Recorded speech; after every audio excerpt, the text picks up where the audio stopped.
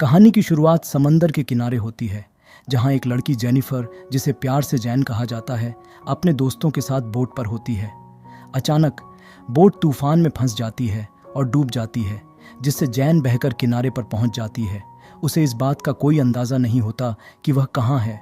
तभी वह अपने एक साथी को किनारे पर देखती है और उसे पानी से बाहर खींचती है। वह साथी बुरी तरह से घायल होता है और जैन उसकी मदद के लिए जंगल में पानी की तलाश में जाती है। उसे वहां नारियल मिलता है, लेकिन उसके पास चाकू नहीं होता, इसीलिए वह पत्थर से उसे तोड़ने की कोशिश करती है। जब वह वापस आती है तो देखती है कि उसका साथी मर चुका है। इससे जैन पूरी तरह टूट जाती है, लेकिन अब तक उसे यह एहसास हो जाता है कि वह एक वीरान द्वीप पर है, जहां उसके अलावा और कोई नहीं है। वह फिर से जंगल में जाती है और एक पेड़ पर टंगा बैग देखती है। बैग में कुछ सामान और दवाइयां होती हैं, जिन पर 1944 की तारीख लिखी होती है। इससे उसे समझ आता है कि कई साल पहले यहाँ कोई आया होगा जो शायद वापस नहीं जा सका। जैन द्वीप का और अधिक पता लगाने लगती है। उसे एक पुराना खोखला पेड़ मिलता है और वह रात पत्तों के नीचे गुजारती है, क्योंकि बारिश हो रही होती है। अगली सुबह वह 3 कब्रें देखती है और अपने साथी को भी वहां दफना देती है। उसे कुछ मछलियां भी दिखती हैं, जिनकी बॉडी पर पंजों के निशान होते हैं, लेकिन वह इस पर ध्यान नहीं देती। भूख से तड़पकर वह उन मछलियों को खा लेती है। जैन को उम्मीद होती है कि कोई हेलीकॉप्टर या शिप उसे बचाने आएगा, लेकिन पूरे दिन इंतजार के बाद भी कोई नहीं आता। अगली सुबह जैन देखती है कि उसके दोस्त की लाश गायब है, जिससे वह डर जाती है।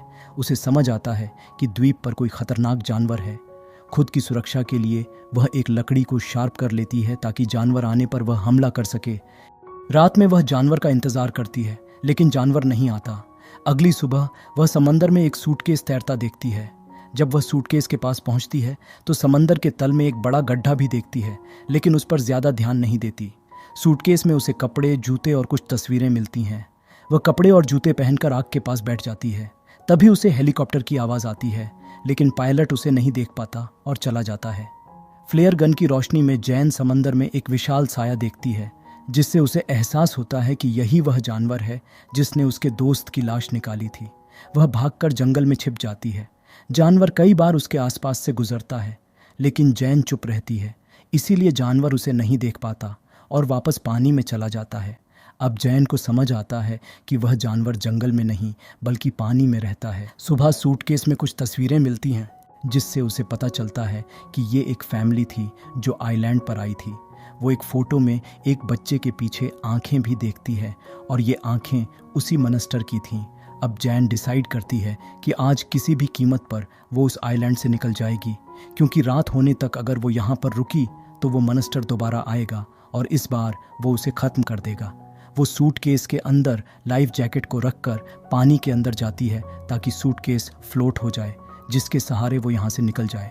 पर जब वो पानी के अंदर जाती है तो सूटकेस खुल जाता है, जिस वजह से वो फ्लोट नहीं हो पाती, और अब ना चाहते हुए भी जैन को वापस आइलैंड पर आना पड़ता है। रात होने से पहले वो उसी मजबूत खोखले पेड़ के अंदर चली जाती है, क्योंकि उसे पता है कि रात होने पर मॉन्स्टर दोबारा आएगा और उसे पूरे जंगल में ढूंढेगा। ये सोचते सोचते उसकी आंख लग जाती है और आधी रात को उसे एक हलचल सुनाई देती है, जिससे वो समझ जाती है कि मॉन्स्टर उसके आसपास ही है। असल में मॉन्स्टर को पता चल गया होता है कि वो पेड़ के अंदर छुपी हुई है। वो पेड़ पर कई बार हमला करता है, लेकिन पेड़ बहुत मजबूत होता है, जिस वजह से वो पेड़ को पूरी तरह से नहीं तोड़ पाता और वापस समुंदर में चला जाता है। अगली सुबह जब वो बाहर आती है तो वो देखती है कि उस मॉन्स्टर ने पेड़ को बहुत नुकसान पहुंचाया है। दरअसल अब तक उसे पता चल चुका होता है कि मॉन्स्टर सिर्फ रात को आता है, वो दिन में कभी पानी से बाहर नहीं आता। और अब जैन के दिमाग में एक आइडिया आता है। वो समंदर से एक बहुत बड़ी मछली पकड़ती है, जिसे वो पेड़ पर लटका देती है, ताकि रात को जब मॉन्स्टर आए तो मछली को लेकर यहाँ से चला जाए। और रात होने पर ऐसा ही होता है। वो छुपकर देखती रहती है और तभी वहाँ पर मॉन्स्टर आता है, जो मछली को लेकर यहाँ से चला जाता है। जैन पहली बार उस मॉन्स्टर को साफ साफ देख पाती है, जो कि बहुत ही खतरनाक होता है। और अब जब वो मॉन्स्टर जा रहा होता है तभी हेलीकॉप्टर की आवाज़ आती है, पर जैन चाहकर भी बाहर नहीं निकल सकती, क्योंकि अगर वो बाहर आई तो मॉन्स्टर उसे मार देगा, और इस तरह से उसे छुपकर ही रहना पड़ता है। अगली सुबह जैन अपने लिए रात को सोने के लिए पेड़ के ऊपर बिस्तर लगाने का इंतज़ाम करती है, क्योंकि उसने मॉन्स्टर की हाइट को देख लिया था। वो अपने लिए ऊपर बिस्तर लगा देती है। आज उसे यहाँ पर पूरे 7 दिन और 7 रातें हो चुकी हैं। ये उसकी 8वीं रात होती है और जब वो रात को सो रही होती है तब इस समंदर से निकलकर एक बार फिर से मनस्टर आ जाता है, जो जैन के ऊपर हमला कर देता है। वो ऊपर से नीचे गिर जाती है और समुंदर की तरफ भागती है, लेकिन वो मनस्टर उसका पीछा करते हुए उसके सामने आ जाता है। जैन ने जो लकड़ी का भाला बनाया था, जिस लकड़ी को उसने आगे से शार्प किया था, उससे वो मनस्टर पर हमला कर देती है, जिससे मनस्टर जख्मी हो जाता है। वो जैन को अपने से दूर फेंकता है और पानी में चला जाता है। जैन भी भागकर जंगल के अंदर आकर पेड़ के ऊपर चढ़ जाती है। पूरी रात वो ऊपर ही गुजारती है और अगली सुबह वो समंदर के किनारे आती है। तभी समंदर में उसे एक राफ्ट दिखती है, जो देखकर वो बहुत खुश हो जाती है। दरअसल इसमें उसका बॉयफ्रेंड और उसकी एक फ्रेंड है, जो उसी के साथ उसी बोट पर थी जो समुंदर में डूब गई थी। पर यह दोनों पिछले 7-8 दिनों से इसी राफ्ट पर फंसे हुए हैं और अब यह जैन को देखकर किनारे पर आ जाते हैं। जैन अपने बॉयफ्रेंड से मिलकर बहुत खुश होती है और अपने बॉयफ्रेंड और फ्रेंड के लिए मछलियां पकाती है। जैन इन दोनों को सब कुछ बताती है कि ये आइलैंड कितना खतरनाक है, कैसे हर रात को समुंदर के अंदर से एक मनस्टर इस आइलैंड पर आता है और जो भी जिंदा चीज़ उसे दिखती है उसे खींचकर वो समुंदर के अंदर ले जाता है। उसका बॉयफ्रेंड और उसकी फ्रेंड उस पर यकीन नहीं करते। जैन दोनों से कहती है कि हमारा एक साथी पहले मारा जा चुका है, हमें पानी में वापस जाना होगा। रात होने से पहले, अगर रात होने से पहले हम यहाँ से नहीं निकले तो मनस्टर आकर सबको मार देगा। पर जो उसकी फ्रेंड होती है वो कहती है कि पिछले 8 दिनों से हम पानी में फंसे हुए हैं और अब मैं दोबारा उस पानी में वापस नहीं जाना चाहती। जैन अपने बॉयफ्रेंड को समझाने की कोशिश करती है, लेकिन वो भी उसकी बात नहीं मानता। लेकिन जैन ने डिसाइड कर लिया होता है कि जब भी उसे मौका मिलेगा वो उनकी राफ्ट लेकर यहाँ से निकल जाएगी। और एक बार उसे मौका मिल भी जाता है, वो उनकी राफ्ट में बैठ जाती है, पर उसका बॉयफ्रेंड और उसकी फ्रेंड उसे देख लेते हैं। इससे पहले कि वो वहाँ से निकल पाती तब तक यह दोनों के दोनों उसे पकड़ लेते हैं। जैन पूरी तरह से बेकाबू होती है, इसीलिए उसकी फ्रेंड उस पर हमला करती है, जिससे वह बेहोश हो जाती है। और जब उसे होश आता है तो वो देखती है कि उसके हाथ और पैर बंधे हुए हैं। वो कहती है कि मेरे हाथ पैर खोल दो, रात हो चुकी है, वो मनस्टर किसी भी वक्त यहाँ पर आ सकता है। उसका बॉयफ्रेंड बोलता है कि मैंने पूरे जंगल में देखा है, यहाँ पर किसी का कोई निशान नहीं है, ना ही यहाँ पर कोई मनस्टर या जानवर है। वो कहती है कि वो मनस्टर जंगल से नहीं बल्कि पानी से आता है। जैन की बातों से उसकी दोस्त परेशान होकर समुंदर के किनारे चली जाती है। जैन का बॉयफ्रेंड उसके पास ही होता है और कहता है कि तुमने हमें धोखा दिया। और तभी उसे अपनी फ्रेंड की चीखने की आवाज़ सुनाई देती है।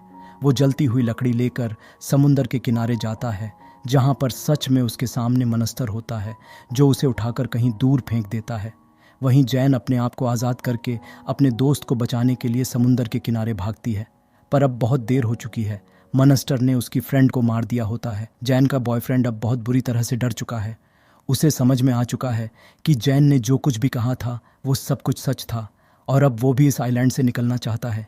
इसलिए खाने के लिए वो बहुत सारी मछलियाँ जमा करते हैं, जिसके बाद ये खाने का और पीने का सारा सामान राफ्ट के अंदर रखते हैं और रात होने से पहले यहाँ से निकल जाते हैं।